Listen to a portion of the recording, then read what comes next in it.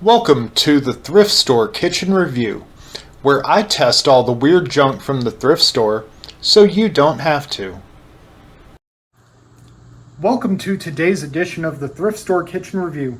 If you joined us last week, you saw our first video in our series of reviews of the George Foreman Grill. And I promised that this week we were going to get into some of the more bizarre variants they released later in order to sell more products. And today we're starting with the first one. That would be this, the George Foreman Double Knockout Grill. The price tag says $4.99, but it had been sitting there so long they knocked it to 50% off. So I got this one for only $2.50 at Must Marketplace Thrift Store in Roswell, Georgia. So as you can see by it using both the original signature logo and the lean, mean, fat-reducing grilling machine slogan, this is an older model of a Foreman grill. Now this one, what makes it crazy is, number one, it has two sides that operate independently from each other. Both of them have their own digital temperature control, their own on and off switch, and these two are bun heating chambers. So while you cook your hot dog or your hamburger, you can heat your buns in there as well. And we're going to be testing out that functionality. So I've got preheated to 400 degrees and we're going to jump straight to finding out, will it glizz? I'm mainly concerned about using the bun warmer. Honestly, this one is not in nearly as good of condition as the one from last week. The interior is in okay condition. I cleaned it up as best I could. The plastic that covers these bun warmers is not in good condition. Feels very thin. I tried to get the residue from the price tag off, but I was afraid every time I scrubbed it that the whole thing was gonna crack. So let me go ahead and insert the hot dog. And then let me open the bun and throw it on this warmer. Now maybe this one will be less of a fire hazard than the hot dog toaster from episode 1 was. One can only hope. So it's been cooking for about a minute. Let me take a look at the bun.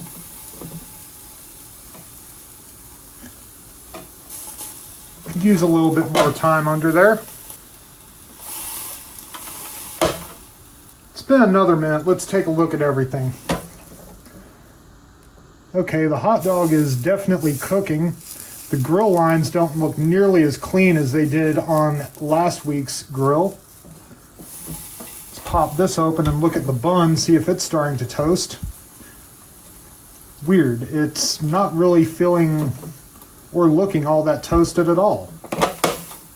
Now this one, when I purchased it, did not have a grease tray with it. The good thing about those grease trays, if you really want one for a used Foreman, they make them in all sizes aftermarket on Amazon, so it's not like they're that hard to find. Sometimes if you go in the kitchen section of a thrift store and you just look for the assorted junk section, you can find them as well. So let's make another check here. It's warm, but I'm not really seeing any visible toasting. It does get hot though, so I'm going to flip that part over, latch this down, look at the hot dog. Crazy, the hot dog is done before the bun. So I'm going to leave that bun in there a few more seconds and we're going to taste it. Okay, let's take a look at the bun.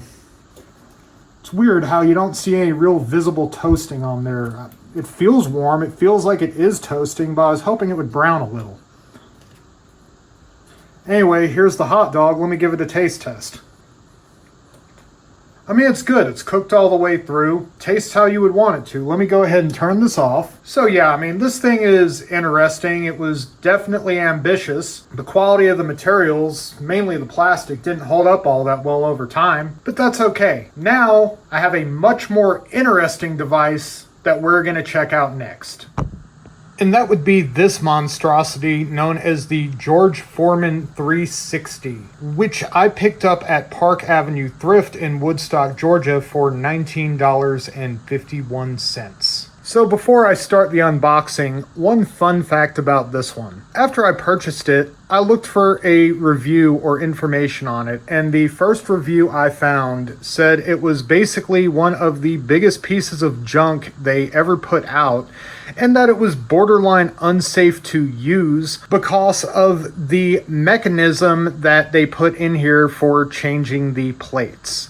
So let's start pulling this out of the box. So the gimmick with this thing is that it is round and has swappable plates.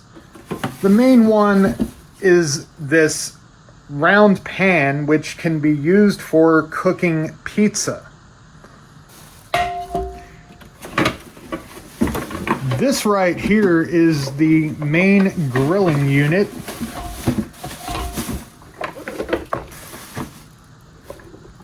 Right now it has the quesadilla plates installed.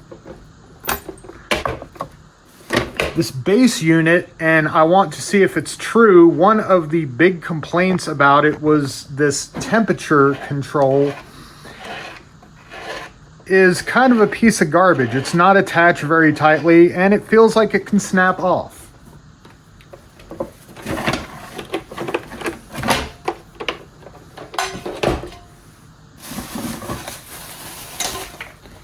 We have our cleaning tool. This one did come with the grease tray for it.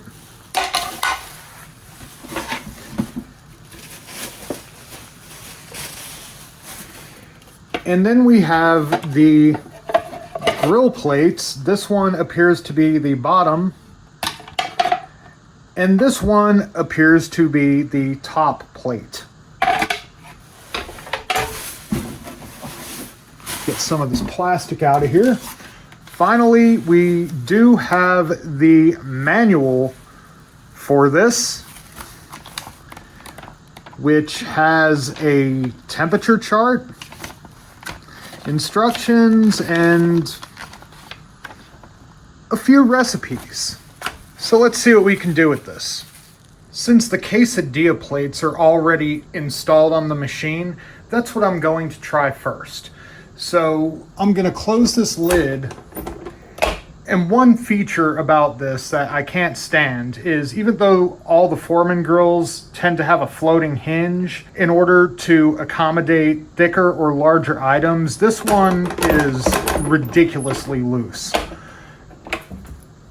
Once I plug it in, and this has just a ridiculously short cord too, I'd imagine it's going to be like any other Foreman where the light turns off once it's preheated. Now for quesadillas, it's supposed to be at a medium-high setting for 3 to 5 minutes. So once this is heated up, we'll be back and we're going to test the quesadilla. Okay, so the Foreman's preheated, so let's open it up. God, that thing looks like it's gonna fall over backwards just from opening the lid. I've seen nothing about this machine yet that makes me think it's even redeemable. But let me get some cheese. Get some more on there. I'm getting cheese everywhere.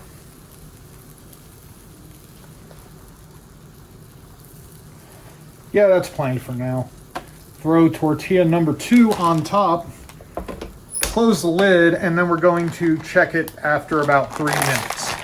Now, there's plenty of standalone quesadilla makers out there. I think they're just useless and that they take up space. There's so many better ways to cook a quesadilla. In my opinion, the best way to cook it is to get an electric griddle, which you should really have anyway. It's one of the most versatile kitchen items that exists, so there's just so much you can do with it. But yeah, I'm gonna give it about 3 minutes and then we'll see how this looks. Okay, so it's been about 3 minutes. Let's open it up.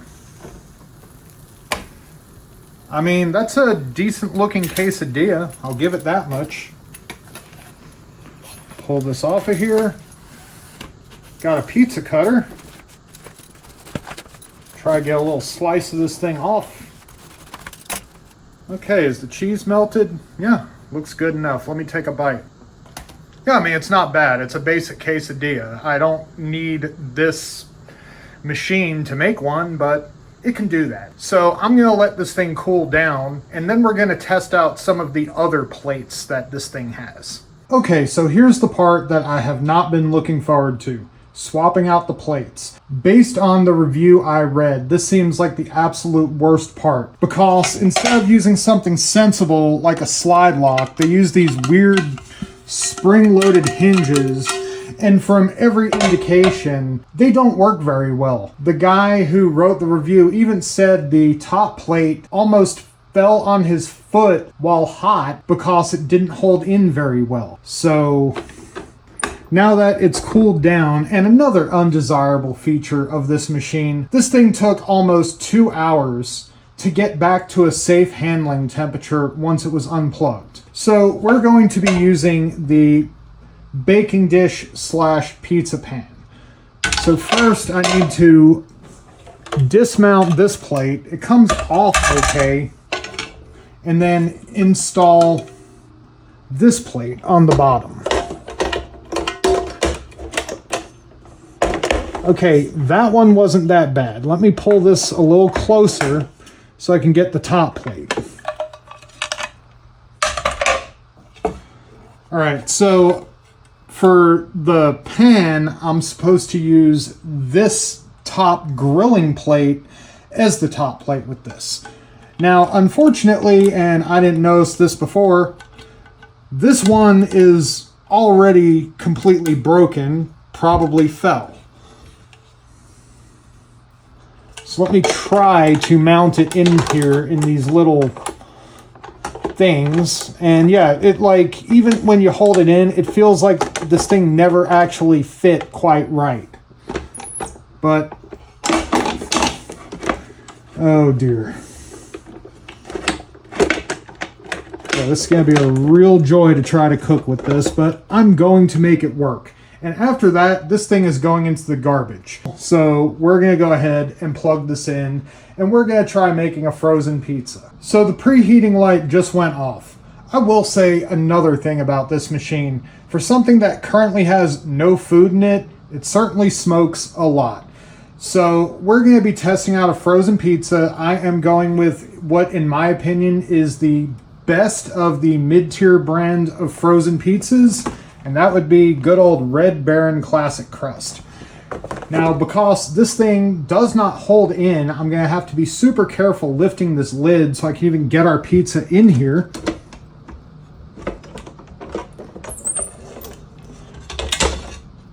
And I just burned myself handling this piece of garbage. All right. Pizza's in here. It's set to a temperature of medium high. You know, it would be nice if they gave me, I don't know, actual degrees, and that says at that medium high to prepare according to the package, which would be 18 to 21 minutes. I'm going to come back and check it well before that, because my instinct just tells me if I left that in there 18 to 21 minutes, it's going to be burned to a crisp. I'll be back. Time for the 10-minute check. Let's see how the pizza looks. It's actually not cooking as quickly as I thought it would. Okay, we'll be back in a few. Okay, so now we're 20 minutes in. Let's take a look. And that still doesn't look anywhere near done. Okay then. I'm going to close it. I'm going to turn it up to whatever high is and give it a couple more minutes. Okay, so the pizza has now been cooking for 25 minutes. Let's take a look. Wow. I didn't think it was possible to screw up frozen pizza, but this machine somehow managed to do it. I'm going to take this thing and put it in the sink right now just so it's out of the way so I can extricate the pizza from this pan. Got the spatula. Alright, there's our pizza. Unevenly cooked, still not even done in spots. Let me go ahead and cut that. Got the rocker knife this time. Throw that in the sink. Gonna let it cool for a second, then I'm gonna try a slice. Okay, so it's cooled enough. Got a slice right here. Let me take a bite.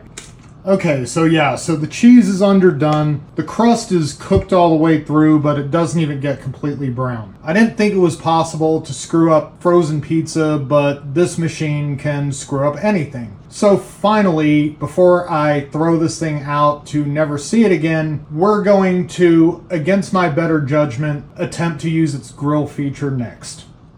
So I'm about to test the final function of this, and that would be grilling. So I'm going to go ahead and remove the baking plate and install the bottom grill plate. Now the bottom grill plate, as you can see, it has an opening here for the grease to drain off, has the same set of studs in the center to hold the food that's sitting higher on the grill in place. Yeah, the bottom plate hasn't been the problem with this, it's the top plates. Then I'm going to put this back in. As we saw, this is a problem because one side of the plate is broken, and that's how I received this.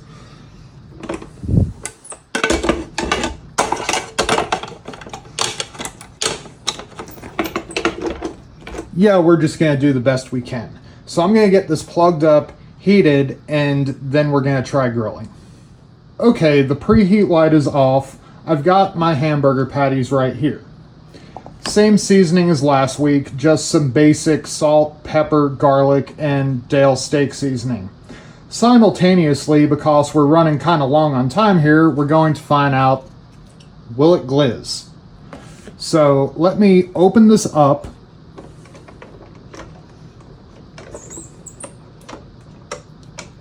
Trying to cook with this thing was such a mistake, but I'm doing it for y'all. I'm gonna throw my burgers on the bottom, throw the hot dog on the top. I'm just gonna slap the hot plate right on top of it, close it, and so I don't inadvertently turn them into hockey pucks like I did this last week. We'll check them out about 4 minutes. Okay, so we're 4 minutes in. Let's take a look.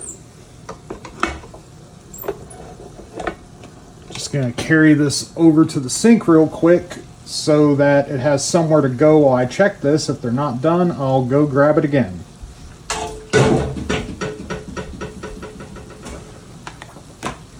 Let me pull one of these burgers off and cut it open.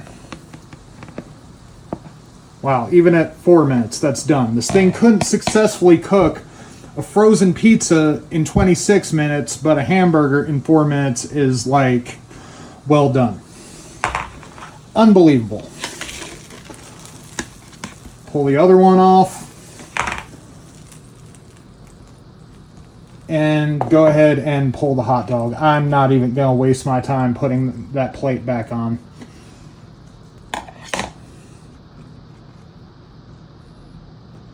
Yeah, hot dog's definitely done. Let me take a bite. Yep, it's a hot dog. Go ahead and unplug this. Got my hamburger on the bun. Let me give it a try. Yeah, it's okay. Overdone again. Not as overdone as last week, but as I said a minute ago, this thing is such a piece of garbage that somehow it can't finish a pizza in 25 minutes, but can overcook a hamburger in 4. I'm just in shock at how worthless this device is. So the 2 items I tested today were just a couple of the many products that came out under the George Foreman name eventually. In addition to completely blowing up their grill line with everything you could imagine, small, medium, large, extra large, other interchangeable plate ones that now can be washed in the dishwasher, so on and so forth, they also took the step of slapping the name on almost every kitchen item you could think of. Toasters, blenders, juicers, rotisseries. They even went outdoors and made George Foreman charcoal and gas grills. They made electric grills that looked like charcoal and gas grills. It got to the point where they weren't actually innovating anything. They were just putting their name on products that were already on the market. This thing, though, is easily the worst kitchen device that I've tested yet. Not just the George Foreman ones, I'm talking any of them. I have no clue how this thing got past product testing, how nobody within the company was like, you know what, maybe we should make this a little better. Maybe we could do this with a locking system for the plates that is safer and works, like a slide lock or something. I mean, this thing right here, if you ever saw that old episode of The Simpsons where they allowed Homer to design his own car, it's the culinary equivalent of that. So next week, with a company and a name like this, people are going to try to